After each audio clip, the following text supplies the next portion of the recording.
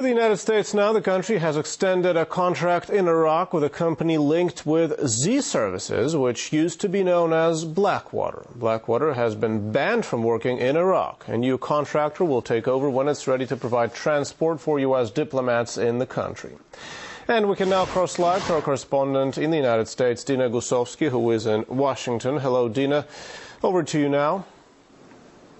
Hi there. Well, it seems that Blackwater, now known as Z, is showing its paws once again. Apparently, the United States State Department has extended its contract in Iraq, even though, get this, the government of Iraq says they want Blackwater out after an incident resulted in the deaths of 17 civilians that Blackwater was linked to. Now, if we sit here and discuss all of the controversies that this company has been involved in, we would be here all day. We're talking about negligence, corruption, criminal charges. So how in the world is the State Department extending their contract? Well, here to answer those questions, Lawrence B. Wilkerson, professor at GW University and also former chief of staff to Colin Powell. Thank you so much for being here. So given Blackwater's reputation, why is the United States government doing this? Is this all political at this point? Frankly, they don't have any choice. We have too few soldiers and Marines. Contractors fill in for the soldiers and Marines and therefore relieve them so they can do combat operations. And without those contractors, we wouldn't have enough Marines and soldiers to be in Iraq or Afghanistan. But the government of Iraq is saying, we want them out. They're banning them. The United States government says we want that government to make their own decisions. Is this illegal in a sense, or is this just hypocritical where the United States says, yeah, you can make your decisions as long as we agree with them? It's hypocritical in the sense that you point out, but it's also essential to U.S. combat operations in both theaters. And as long as it is essential, Secretary Clinton or anyone else who might object on humanitarian grounds or whatever other grounds, legality or otherwise, is going to be overruled.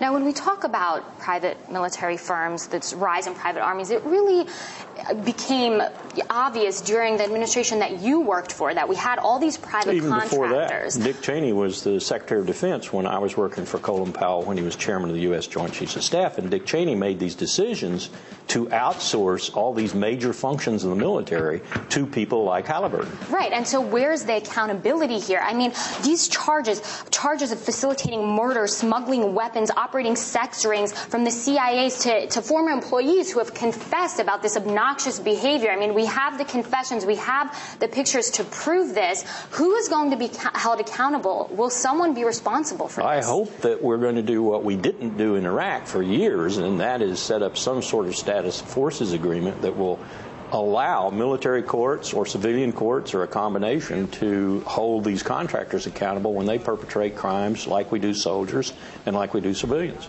I can't guarantee you that's going to happen, but I hope it happens. Well, here's the thing. The Obama administration said that they're going to let this contract expire in May. May came, they said, okay, we're extending it to September 3rd, today. Now we have news that this contract is extended indefinitely. We don't know. It could be weeks, it could be months, it could be years. What do you think? Will there be some kind of concrete deadline, a timeline that we can look at? I'll make a prediction and say no. We can't operate in either theater without these private contractors. Well, thank you so much for your insight, as always, and for being here. This is a story that we will certainly be following here in the United States. But for now, I'm going to throw it back to you in Moscow.